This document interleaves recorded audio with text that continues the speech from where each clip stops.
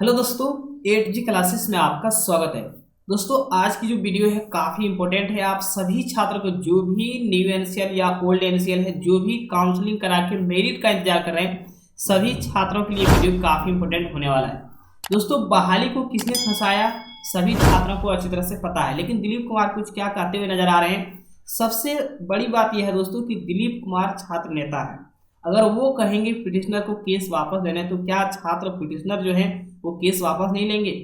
लेकिन यहाँ बात कुछ और ही दोस्तों। आप वीडियो को लास्ट तक देखें और सारी चीज़ें समझने का जरूर प्रयास करें, तो शुरू से जरूर देखें कि 6 तारीख को क्या होगा नहीं होगा, काउंटर एफिडेविट पिटिशनर ने जमा किया या नहीं किया।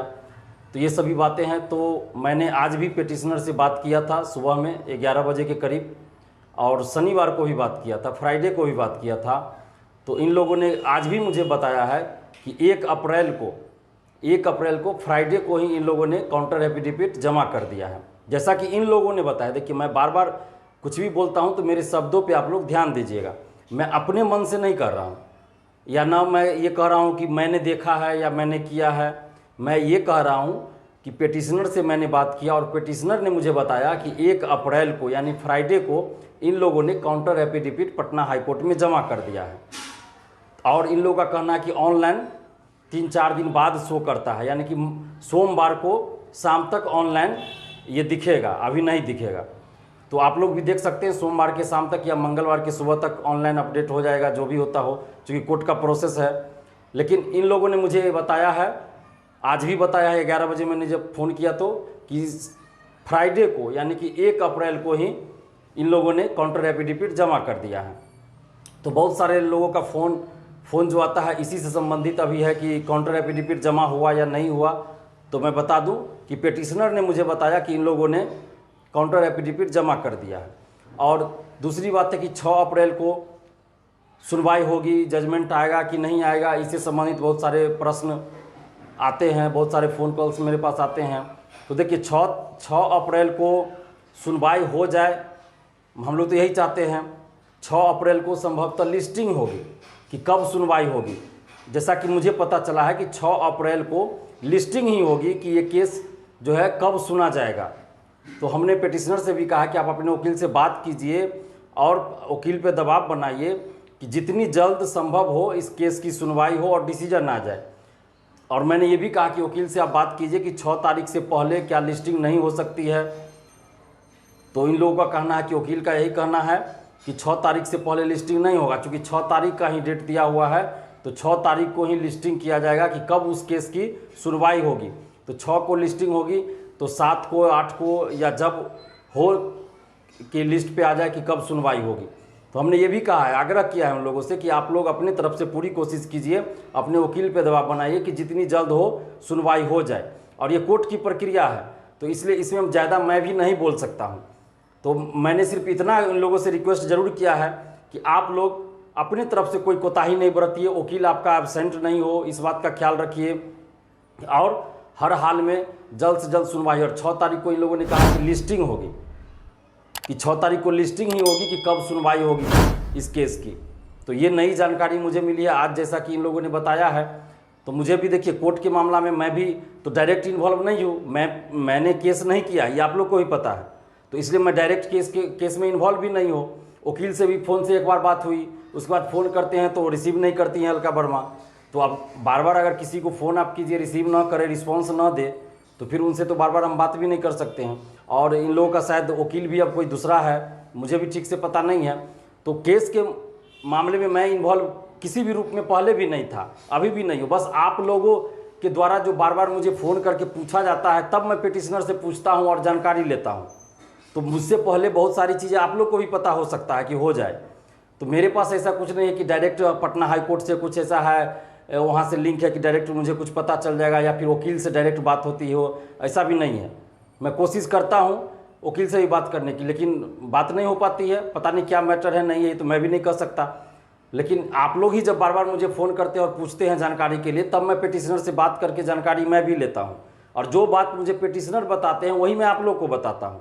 तो इसमें अंतर अगर बाद में आ जाए किसी बात में, तो उसका दोष आप मेरे ऊपर मत दीजिएगा कि दिलीप जी ने ऐसा कहा। मैं अपने मन से नहीं कह रहा हूँ, मैं बार बार कह रहा हूँ कि जो जानकारी मुझे पेटिशनर देते हैं, जो 2-3 पेटिशनर है, वो जो जानकारी देते हैं वही जानकारी मैं आप लोगों से साझा कर रहा हूँ। मैं अपने मन से कुछ नहीं बोल रहा हूँ। तो आप लोग मेरी जानकारी का जो सोर्स है, स्रोत है, वो पेटिशनर है। तो आप लोगों को जानकारी देने के लिए मैं पेटिशनर से बात करता हूँ, और जो जानकारी पेटिशनर देते हैं वही मैं आप लोगों को जानकारी देता हूँ। तो अगर बाद में चलकर किसी बात में अंतर भी आ जाए तो इसका दोष मेरे ऊपर मत दीजिएगा, क्योंकि मैं सिर्फ और सिर्फ आप लोगों को जानकारी देने के लिए पेटिशनर से बात करता हूँ। और ऐसा नहीं है कि जो लोग पेटिशनर हैं उनसे मेरा कोई व्यक्तिगत कोई संबंध है, या प्लानिंग टीम से मेरा कोई व्यक्तिगत संबंध है, कभी नहीं। जो जैसे आप लोग हैं, जो बीएसएससी के अभ्यर्थी हैं, जो बिहार के छात्र छात्राएं, जैसे आप लोग मेरे लिए हैं, वैसे ही पेटिशनर है, वैसे ही बीएसएससी का जो प्लानिंग टीम है वो है। और प्लानिंग टीम मैंने नहीं बनाया है, और मैं प्लानिंग टीम का मेंबर भी नहीं हूँ। तो आप लोग इस बात को समझिए कि मेरा संबंध जैसा आप लोगों के साथ है, जैसा बिहार के सभी छात्र छात्राओं के साथ है, वैसा ही पेटिशनर के साथ है, वैसा ही प्लानिंग टीम के मेंबरों के साथ है। मेरा कोई व्यक्तिगत या स्पेशल कोई ऐसा संबंध नहीं है कि मैं इन लोगों को बहुत पहले से जानता हूँ, ऐसा भी नहीं है।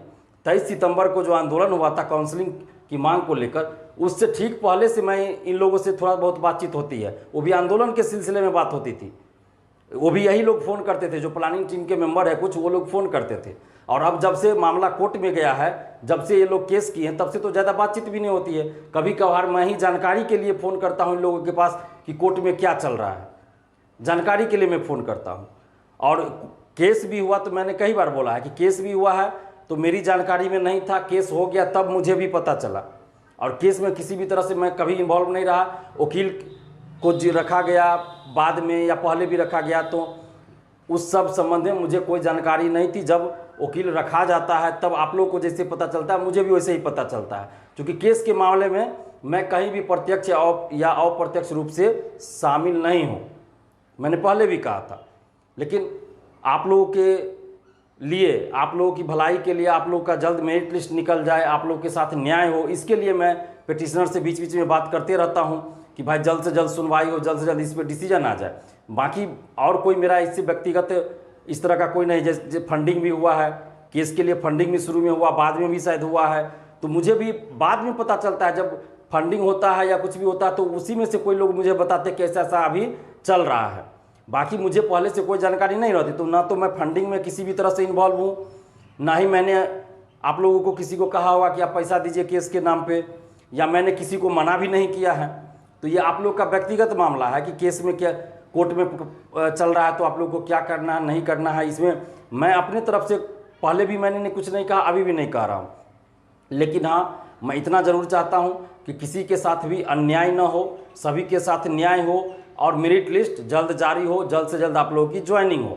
और इसके लिए हमसे जो हो पाता है मैं आप लोगों के लिए हमेशा तैयार रहता हूं। जैसे न्यू एनसीएल के मुद्दा पे भी हमने 13 दिसंबर को आंदोलन किया था। ऐसा नहीं था कि न्यू एनसीएल वाले के लिए हमने नहीं किया, न्यू एनसीएल वाले के लिए भी हमने 13 दिसंबर को आंदोलन किया था, उस दिन ठंड में। उसके बाद मेरिट लिस्ट जारी करवाने के लिए भी 25 मार्च को हम लोगों ने आंदोलन किया। तो ऐसा नहीं है कि हम किसी के विरोध में नहीं है, बस हम इतना चाहते हैं कि सभी के साथ न्याय हो, न्यू एनसीएल, ओल्ड एनसीएल सभी को मान्य करते हुए जल्द से जल्द रिजल्ट जारी हो जाए, बस इतना ही हम चाहते हैं।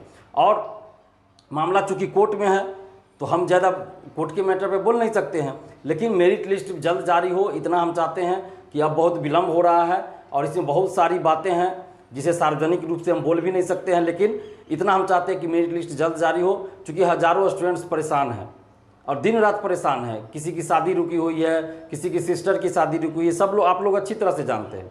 तो इसलिए हम चाहते हैं कि मेरिट लिस्ट जल्द जारी हो, और ये तभी होगा जब कोर्ट से मामला खत्म होगा, कोर्ट से डिसीजन आएगा। तो इसलिए हम लोग चाहते हैं कि कोर्ट में जल्द से जल्द सुनवाई हो जाए, जल्द से जल्द डिसीजन आ जाए।